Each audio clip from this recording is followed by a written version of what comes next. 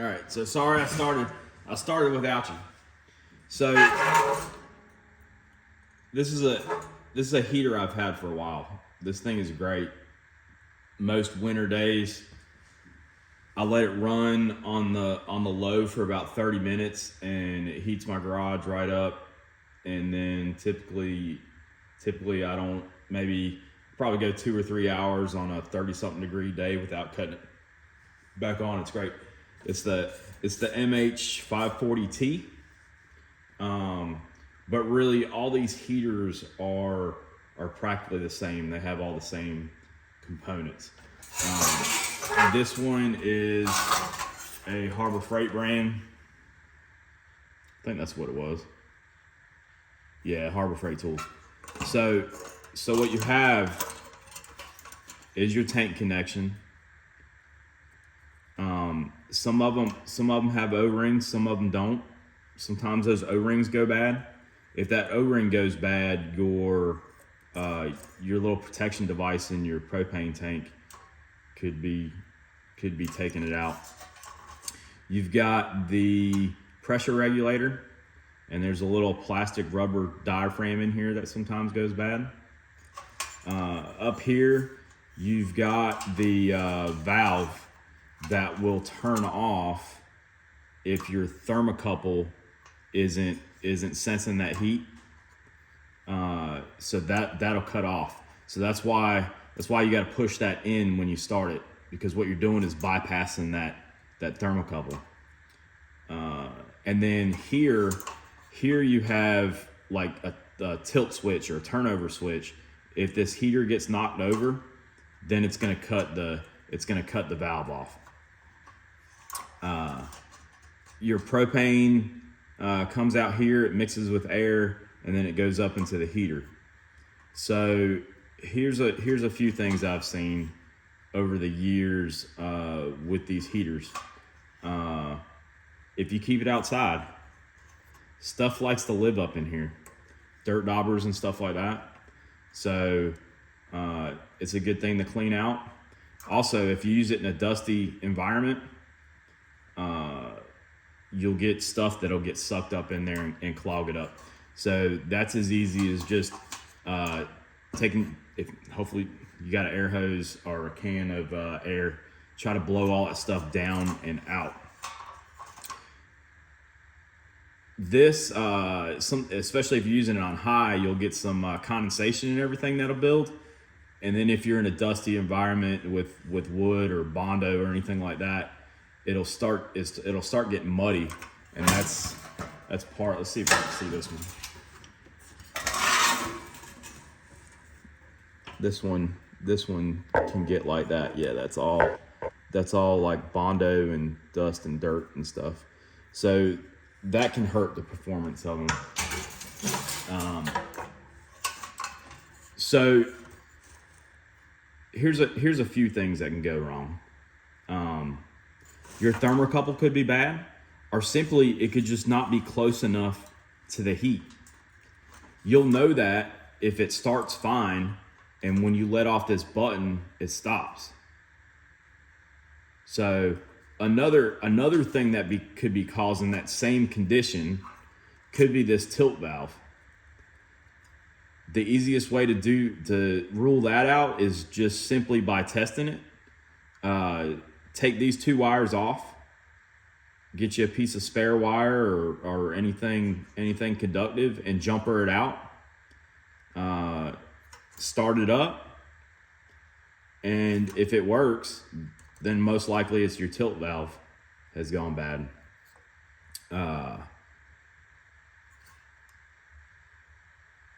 So the problem I've been having lately with this one is a little bit different problem. So I noticed I'd come back to it, and I depressed the valve to start it, and you could feel it had a lot of pressure in it. So some seals were leaking. So I've replaced those. It worked for a little while, and then it stopped working again. Same thing. You could feel it was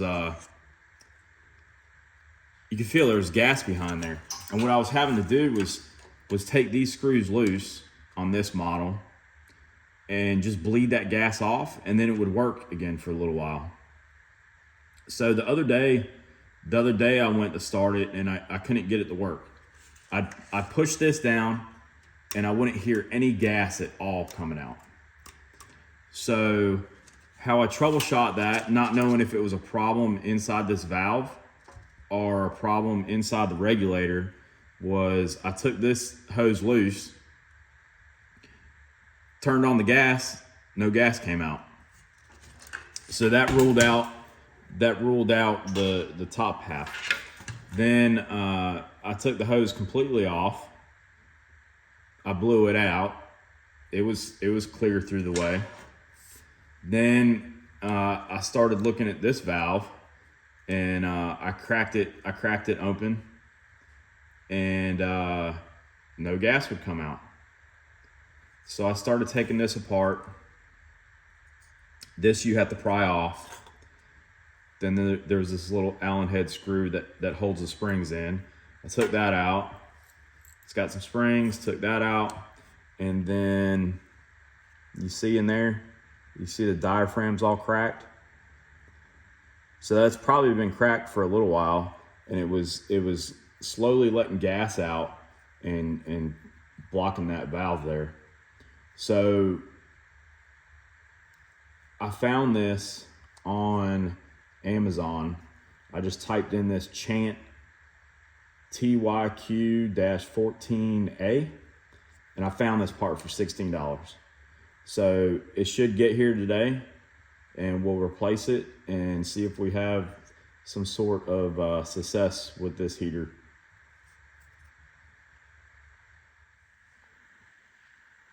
So we got our parts. I did learn that I had a bad cross-reference, I guess, and this isn't exactly like for like, but more on that later. So before I even begin to put it together, I'm gonna do some other little preventative maintenance. I'm gonna take the burner off and blow the burner out, and then put it back together. A little tip: whenever you're working on stuff, my wife calls me a hoarder.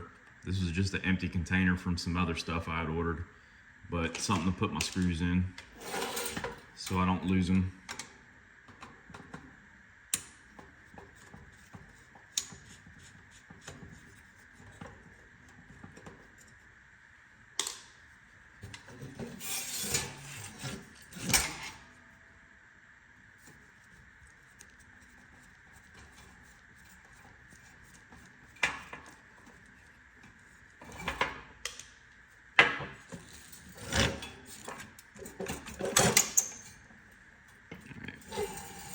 Yeah, see how much caked up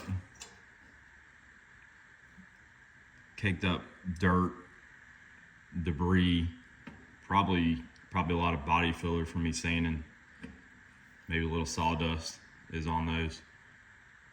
So we're definitely gonna clean those up. Right now what I'm gonna do is just anything that's gotten up here, I'm gonna try to blow out. So I've got compressed air.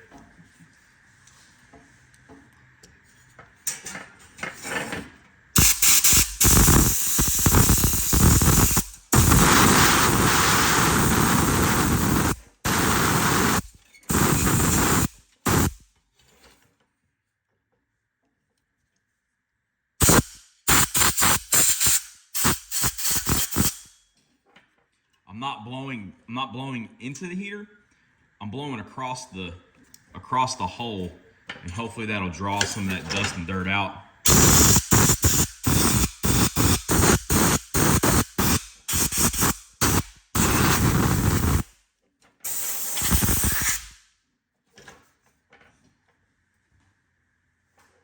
All right, so next, yeah, look at that. I definitely don't want to blow in. So we'll keep taking this thing apart.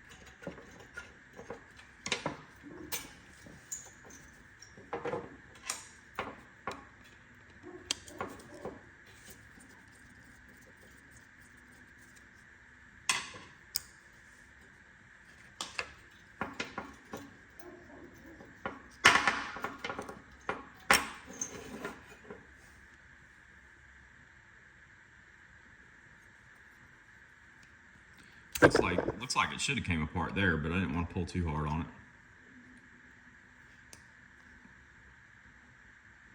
But then yeah, I could have just pulled the big screw out.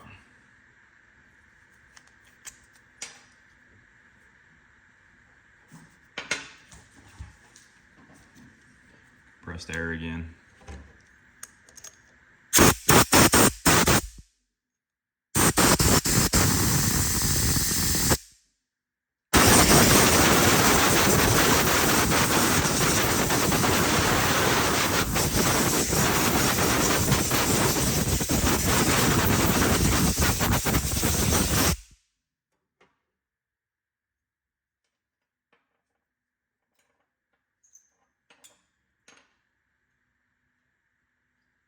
I think the internals are pretty clean. So we'll assemble this back.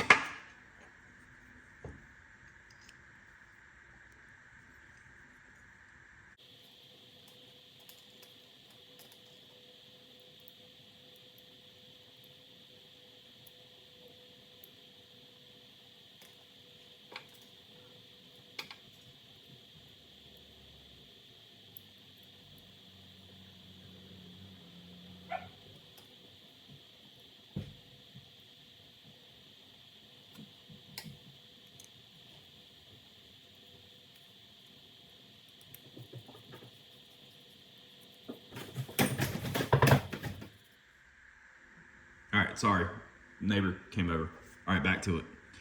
So we were putting this back together.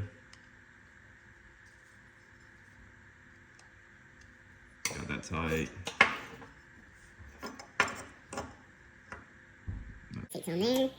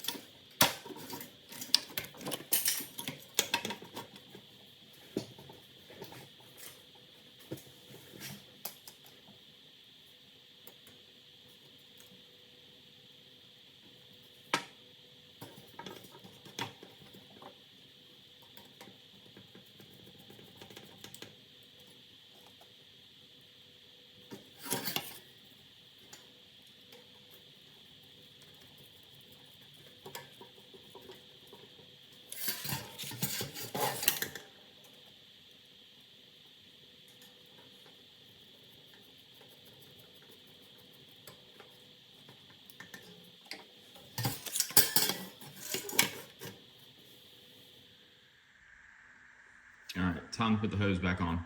So I've already blown air through to make sure nothing's inside the hose. Here you want to use some pipe sealant. So what I've got is this Rector Seal. The home improvement stores sell this in the plumbing section. So it doesn't take much. You don't want to get it inside. So just a little bit.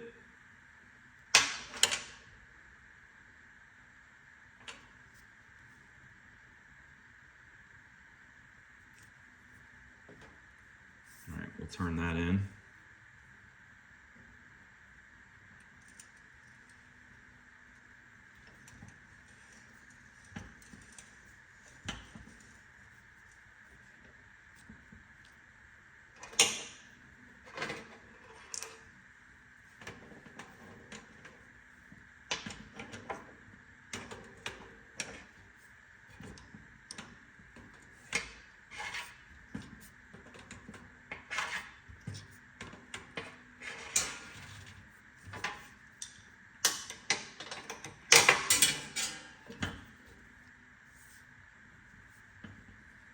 All right, so on to the new regulator. So this is what I learned. Here's the old one. See how that's a 1/8 MPT fitting.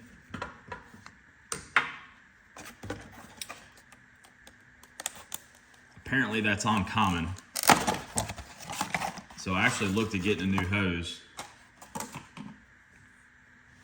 I first tried to find a direct replacement part, but they're hard to come by. It seems like you're having to go to one of these places that specializes in propane and propane accessories. So I looked at it. The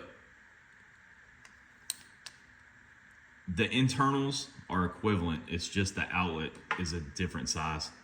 So I'm gonna stick with this one and I'm gonna adapt it. I'm gonna adapt it to this size. So what I found was a 1/8 MPT to 1/4 MPT fitting that I'm gonna use to adapt it. All right, so a little more pipe sealant.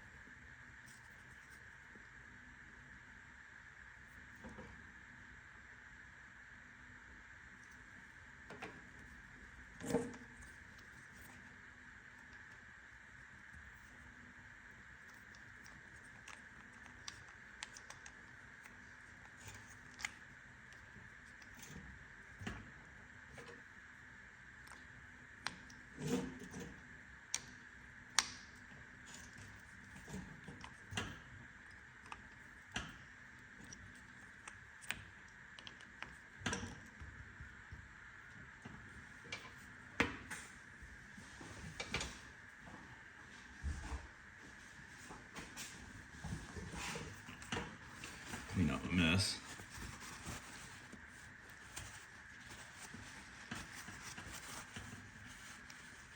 This stuff never truly hardens.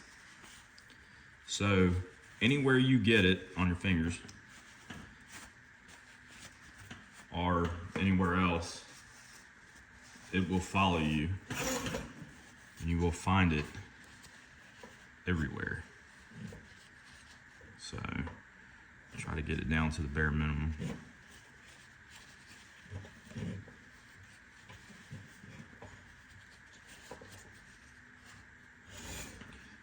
All right, so we've got it all assembled back. The next step is the most important, and that's doing your leak check. So let's get to it.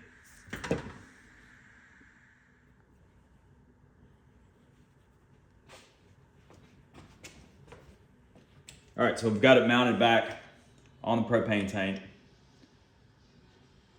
Just so you know, any flammable gas, the threads on tanks and such are reverse, at least the internals.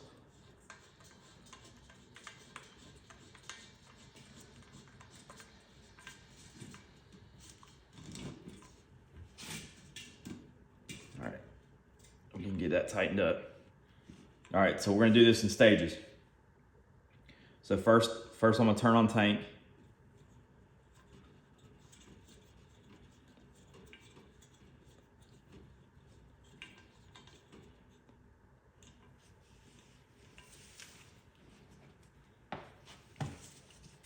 This is just soapy water. This is a good idea to keep this around the shop. Checking tires, checking leaks, cleaning things, anything.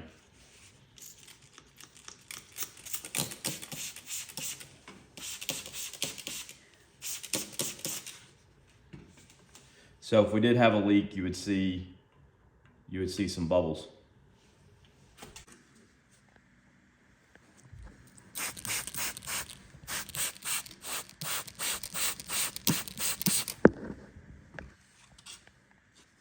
All right, no leaks there. So now what we'll do is we'll go ahead and cut this on.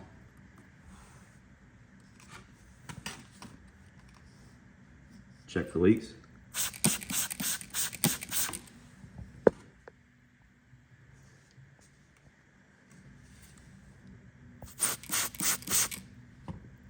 You see it? That's a leak.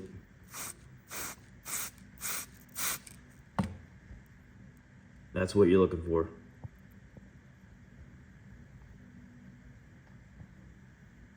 All right, let me tighten that back up. I wanted to show you what it would look like. And then we'll move on to checking the others.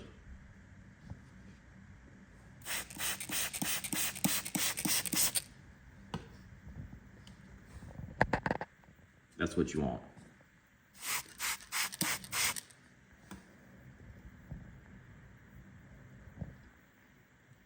No bubbles.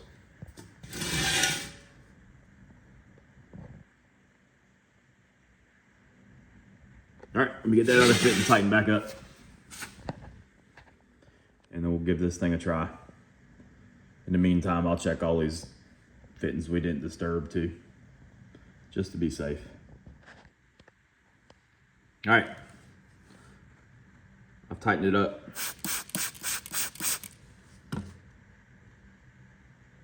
No bubbles.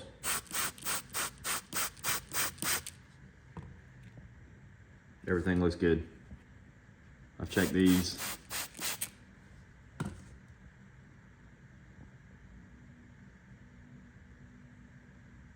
Everything looks right.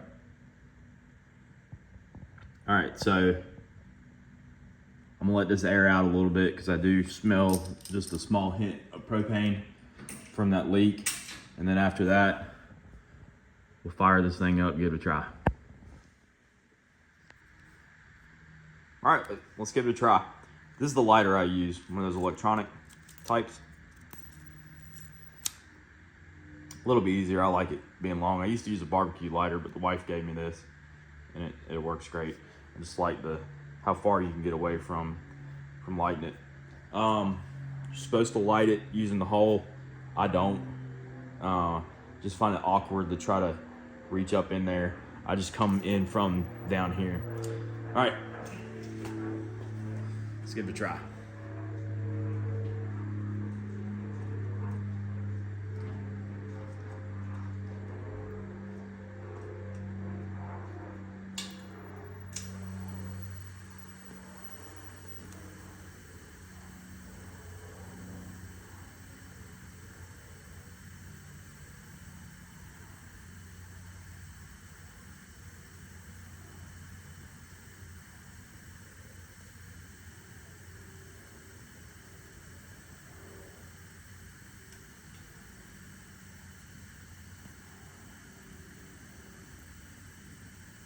Oh, that's it.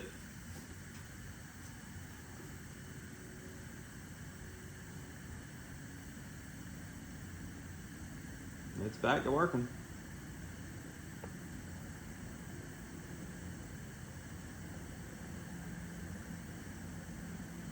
So some things you can check. If you can get your thermocouple out, pull it to the side. After it cools off, it should cut it off. So that's a good check to do.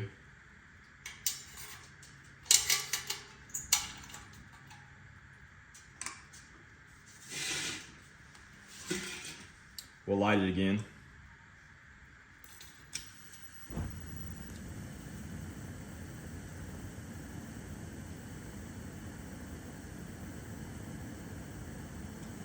right, so if you recall, that thermocouple wire goes down into this valve that shuts it off.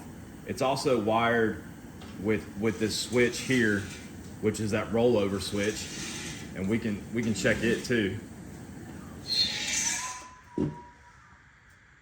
So it went off. All right, so everything appears to be working like it should. So we'll light this back up.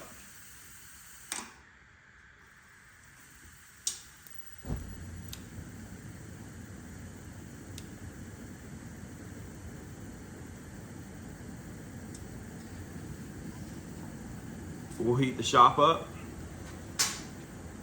We'll go work on something else.